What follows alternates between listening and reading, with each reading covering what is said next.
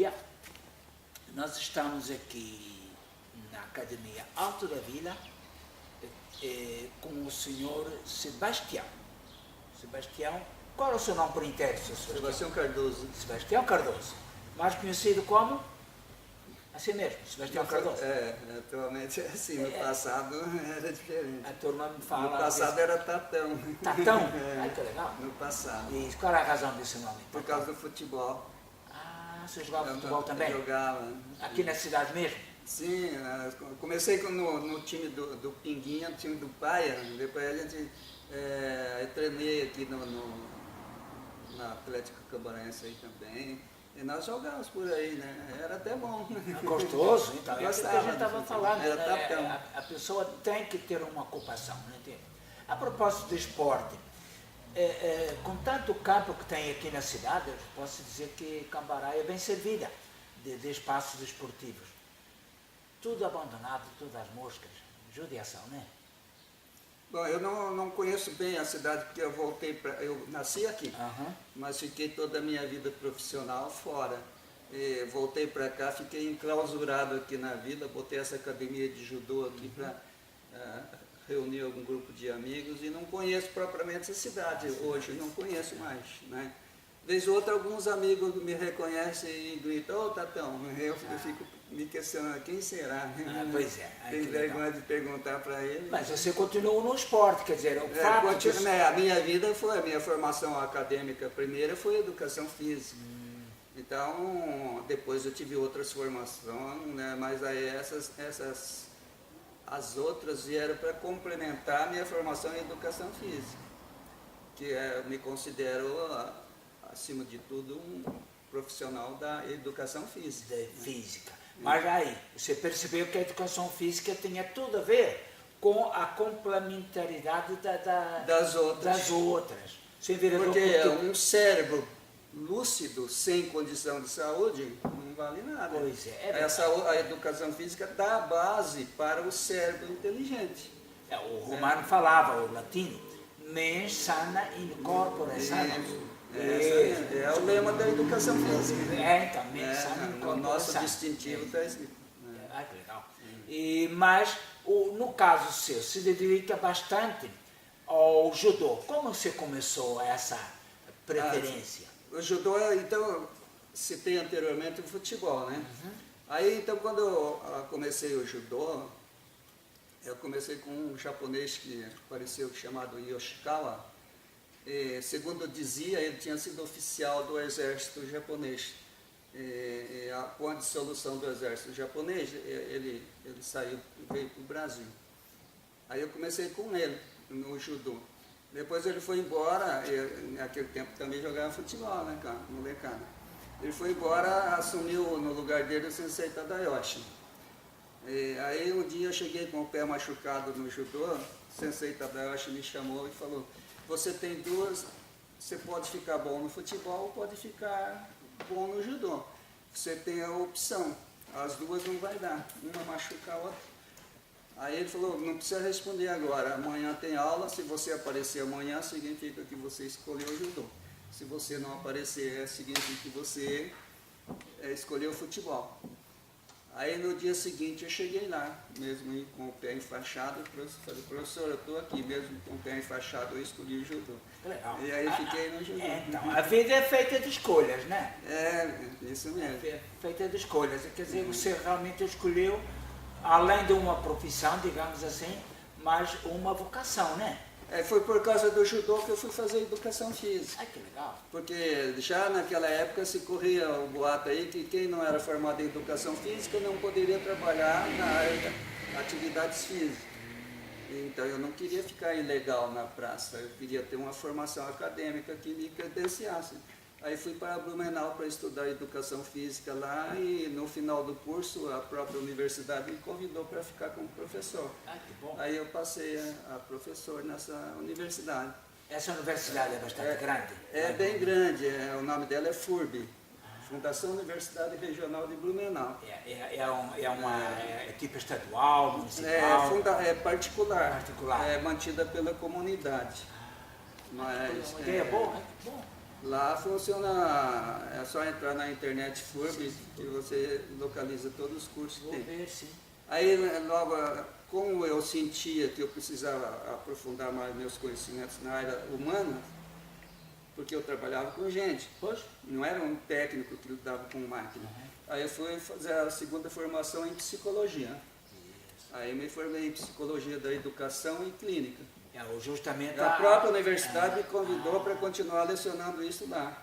Aí eu fui preenchendo o tempo. Eu ensinava judô no Colégio Pedro II, no Colégio Santo Antônio dos Padres Franciscanos, né, no Colégio Vale do Itajaí, preenchendo o tempo ocioso. Aquela cidade lá, ela tem uma origem alemã. Alemã. Acha que ela é diferenciada em relação a outras cidades de outras origens? Assim, ocorre o seguinte, o povo alemão é muito culto. Então eles sempre lutaram para conquistar coisas, né? E quando os colonizadores alemães vieram para o Brasil, o governo imperial deu os piores lugares para eles. Aqueles morros que tinha lá no sul, você vai para lá, vai para lá, e eles foram para os morros, assim como fizeram com os italianos, os poloneses, sempre os piores, né? E esse povo italiano, polonês, alemão, desbravaram aquela região.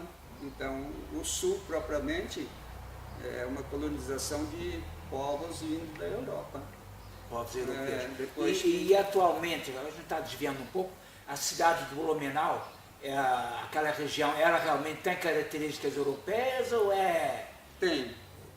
Tem característica não só no visual, mas também no comportamento. No caso de jogar papel no chão, sujeira, organização. Seguir a tradição, são conservadores, mantêm a cultura, né? Cada região tem, os italianos têm a sua cultura italiana, os alemães também mantêm a sua tradição. À luz da psicologia, digamos, que a psicologia ela te dá uma noção que acaba sendo universalizada. Isso não particulariza as cidades e os povos entre si em detrimento, digamos, de uma noção maior que é o sentimento nacional? É porque... Eu sou alemão. Primeiro eu sou alemão, não interessa. Porque queira ou não queira, o indivíduo, ele é sempre, antes de qualquer coisa, a sua origem. Tá certo. Então, o alemão que veio da Alemanha, ele sente-se como um alemão, que está produzindo no Brasil. O italiano, a mesma coisa. O japonês também é a mesma coisa. E o brasileiro? Então, eles sempre, os antigos primeiros imigrantes, os portugueses também, eles sempre alimentavam a esperança de um dia voltar para a terra deles. É verdade. Né? E o tempo foi passando e nunca voltaram. Aí eles começaram a investir aquele sentimento deles, a tecnologia deles no país que estavam. Né? Então, uma nacionalidade, digamos, como a nossa brasileira, ainda está em formação por conta disso? Sim, o Brasil propriamente dito, segundo a antropologia, ainda não existe o povo brasileiro propriamente dito. Né? Os antropólogos, como Darcy Ribeiro, por exemplo, diz que o povo brasileiro, a nação brasileira, está em formação. E até um desses escreveu que a nação brasileira não será a branca, nem a amarela e nem a preta. A mestiça. Né? É a cor do bronze, né? A cor do boliviano, por exemplo. Essa será a futura raça brasileira, digamos, não se usa mais o termo raça, né? Mas digamos, a etnia brasileira será uma síntese, a síntese de todos os povos. Com essa síntese acaba essa divergência entre aparentemente preconceituosa, né? Aparentemente era certo, né? Na verdade era certo. Continuando no mesmo sentido, acha que a colonização que para cá veio no início, o fato de ser portuguesa, ela produziu defeitos que são quase impossíveis de tirar? Todo mundo fala, se fosse colonizado por ingleses, por alemães, por isso, por aquilo. Será que tem a ver? Não, assim, o termo defeito, eu não usaria esse defeito. Eu diria assim, hábitos, né? Que pode ser visto como um defeito para um e pode ser visto como uma qualidade por outro, né? Por exemplo, ser trabalhador demais, como o pessoal, os imigrantes, eles são trabalhadores, não importa de que país, ele chega, trabalha dia e noite. Para o brasileiro que gosta desses de praia, vida ociosa, seria um defeito, né? Mas para ele seria uma qualidade. Nesse caso seria uma qualidade produtiva. Produtiva. E para a vida ociosa seria um defeito, né? Então a avaliação de defeito seria hábitos. Né? É vantajoso para o momento aquele comportamento? Então vamos fazer. Já não é mais, né? Então já não se faz mais, muda-se o comportamento. Nós temos que ter a coragem de mudar oxalá o que está fazendo. Oxalá que a gente consiga agrupar todas as qualidades dos povos que para cá vieram. Tem 140 povos no Brasil, sabia? De todo mundo tem gente aqui. É maravilhoso esse país, porque mais o que já morava aqui, os indígenas, né? Porque o povo brasileiro, na realidade, são os indígenas. São os indígenas, né? são os originários. Nós, descendentes de europeus, de asiáticos, somos visitantes neste país. Convidados a ficar. E ficamos por circunstância da vida, né? Alguns não voltaram, outros voltaram, né? Coisas assim. Mas então, se o ditado diz, a união faz a força. Então, se todos unirem, independente de divergências políticas, religiosas, coisas assim. Faz parte do ser humano. Aí, para o progresso comum, haverá progresso, mas tem que haver a união para o progresso comum. Não é eu progrido e você não. É que esse negócio piso no seu cangote para que eu fique mais alto. Assim, é complicado. Eu estou a ver que o senhor usa muitos termos de origem chinesa, japonesa, aquela filosofia da cordialidade, de ser cordiais com as pessoas, de ser realmente aceitar o que o outro é, mas dentro dessa filosofia não será passividade, mas uma tolerância até um limite. Tolerância. Porque o Aloysio Ribeiro, o diplomata brasileiro, que foi o primeiro que escreveu sobre o Japão, morou no Japão por volta de 1800 e pouco, logo que se deu a abertura dos portos para o Ocidente, o Brasil mandou também, que todo mundo queria mamar na teta do Japão, né? Aí os americanos foram os primeiros, os brasileiros estavam lá. Aloysio disse o seguinte, o samurai concordava, fazia-se reunião com o samurai, ele sempre futuramente descobriram que no íntimo ele estava, rai quer dizer sim, mas lá dentro ele está dizendo não, né? E chega num ponto de tal situação que quando ele pega no sabre, ele só tem uma alternativa, é desembaiar. Então, o limite da tolerância chegou ao fim. Então, por isso se diz, não, o oriental é dócil, assim, é dócil por educação, mas ele tem um limite de tolerância. É como o judô. O Dr. Kano, quando escreveu o judô, nesse livro aqui, esse aqui é a Bíblia do judô, ele diz assim, o judô começa como uma marola, é uma brisa matinal, suave, alegre, todo mundo se divertindo. Né? Quando ele vai aprofundando mais, ele se transforma, a onda fica maior, uma onda já mais brava. Muitos desses que só estavam acostumados com a marolinha ficou para trás. Aí quando ele vai no terceira parte do judô, aí se torna com uma onda de arrebentação, é violento, ele vai e arranca, né? Porque senão não seria judô. É porque a gente tem a ideia que o judô é um esporte, digamos assim, de controle mental, que a gente escuta, e muita gente quer brigar. Brigar. Quer dizer, eu vou aprender a me defender, mas também para bater. Não será esse conceito O conceito, existe o conceito de judô na boca do povo comum, que não conhece judô, aí depois que é difundido dentro do próprio judô. Por exemplo, o conceito da faixa. Né? Por exemplo, a faixa preta. Né? Todo mundo tem medo. O que quer dizer? Significa, é um grau de aperfeiçoamento que quando ele chegou naquele nível, ele assimilou as plataformas anteriores. Então ele está apto para lecionar aquilo que aprendeu.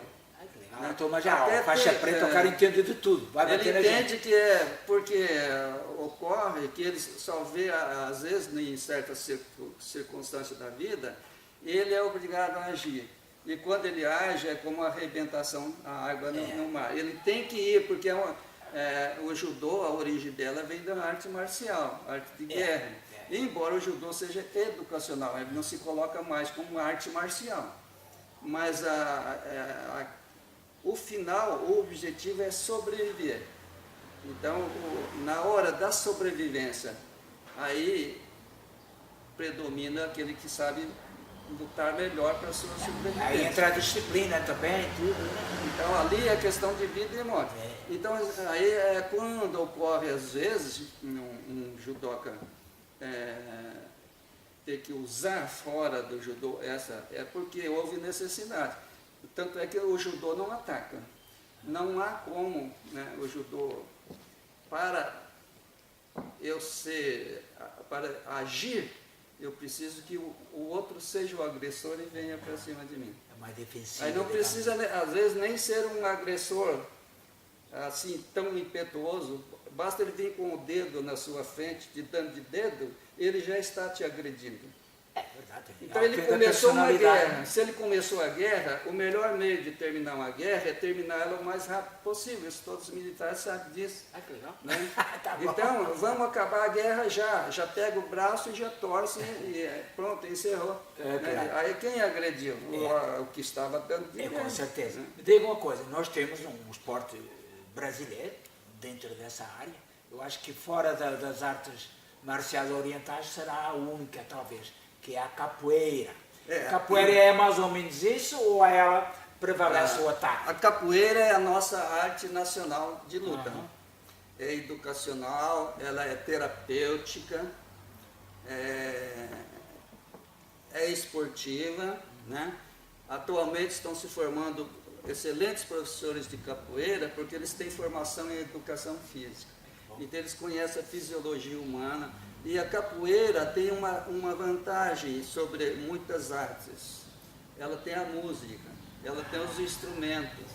Então ela educa a criança. Se a criança não aprende a lutar, a movimentação corporal, ela aprende a tocar um instrumento, né? E a música é terapêutica. A expressão deles é diferente, né? É diferente. Então, digamos, comparando a capoeira com judô, ou com todas essas artes orientais, a cultura oriental é introspectiva, é para dentro. A capoeira é para fora. Pela sua origem, talvez, africana? Pela combinação da África, brasileira, índio, né, aqui no Brasil, né, a cultura brasileira.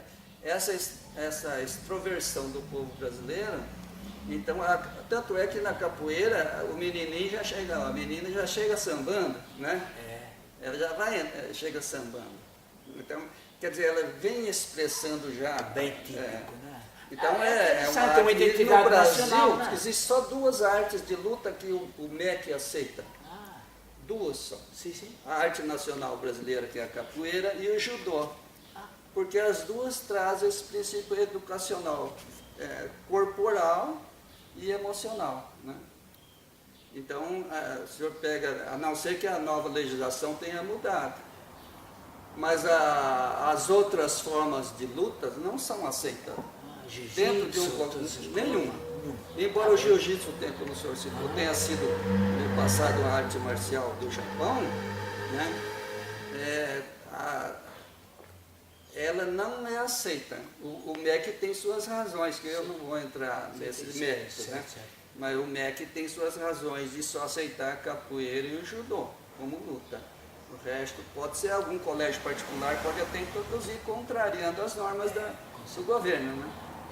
Diga uma coisa, a propósito da cultura em geral. Nós estamos falando de cultura, por isso escolhemos o Sr. Sebastião para abrir o nosso projeto. A cultura aqui na cidade, ela peca em muitas situações. Os professores parecem, não é uma afirmação, é uma constatação, estão mais preocupados em assinar o ponto do que propriamente colocar as coisas em prática. Aí, a molecada é difícil de lidar. Psicologicamente, o que estaria faltando para os nossos professores, didaticamente? Bom, de uma maneira geral. De maneira geral, não situando no tempo nem no local. Uhum. Né? A verdade é que o magistério requer dedicação. O indivíduo ele fez uma graduação, ele deve procurar outros conhecimentos para fortalecer aquilo, né? E aceitar o que ele está, como o próprio nome antigamente dizia, o magistério é um apostolado. Quer dizer, então ele tem que ver como um apostolado. Se ele quer ganhar dinheiro, ficar rico, não vai para o magistério. Agora, se ele quer o aperfeiçoamento de si mesmo, em primeiro lugar, dele mesmo, e depois ajudar o vizinho, o coleguinha a se aperfeiçoar, então ele está na sala de aula, ele tem que ver aquela criançada como os meus irmãozinhos que estão aqui à procura de um aperfeiçoamento, né? Então ele passa a se dedicar, e aí isso vale para qualquer lugar, não só para... É qualquer profissão também, tudo bem? É qualquer profissão, né? É interessante essa postura. Essa é uma postura realmente que se está perdendo, não sei lá porquê, e aí a gente vê depois nas dificuldades que a pessoa tem, na pessoa de escrever, coisa toda, né? Pronto, nós estamos, isso seria a primeira etapa, porque é assim, fazer diversas etapas, sempre aproveitando o seu conhecimento. Às vezes, o Sr. Sebastião fala que as pessoas que conhecem alguma coisa não devem guardar aquilo, escondidas, têm que passar adiante. É verdade, porque as coisas que não valem muito é o que tem mais por aí. Só que também acaba rápido, né? Tudo que não tem muita importância acaba rápido. E aquelas coisas realmente melhores, elas acabam ficando e prosperando no sentido financeiro não. Prosperar, ou seja, a divulgação atinge o maior número de pessoas. Foi um prazer, nós voltaremos aqui mais vezes, porque é uma pessoa de grande conhecimento, posso dizer que é uma enciclopédia na sua área. É verdade, como ser honesto, de coração mesmo, nós vamos conversar mais e mais e vamos divulgar essa entrevista para benefício da cidade, inclusive. Obrigado. Nosso intuito é esse. Quanto mais pessoas forem beneficiadas dos conhecimentos de outro, é sempre bem-vindo. Pronto. Antes de terminar, eu quero agradecer ao professor Eleutério, ao senhor Mira, e quero dizer que fiquei até honrado em saber que a abertura desse seu projeto foi comigo. Com certeza. Eu já, a longa data, eu tenho demonstrado aos meus colegas, inclusive em outros locais, a admiração que tenho pelo professor Eleutério, porque é enciclopédia ele. Opa, que isso? Então eu sempre que tenho dúvida de língua portuguesa, eu vou ao professor Eleutério, é isso, e a gente fica, e aí transformamos em outras questões, mas a nossa língua portuguesa é importantíssimo, então eu tenho dito, professor Eleutério, vamos inventar isso, aqui, sempre sugerindo alguma coisa para aproveitar a língua portuguesa. Então, esse seu projeto, com certeza, vai entrar nessa área. A ideia é essa, ajudar. Isso. Aliás, tem um poema, Lácio inculta e bela, és um tempo, esplendor e sepultura, do nosso Olavo Bilac. Então, é fabuloso aquilo, justamente, dito e escrito em língua portuguesa. Não tem coisa melhor. E com o sotaque brasileiro, que é o mais importante disso tudo.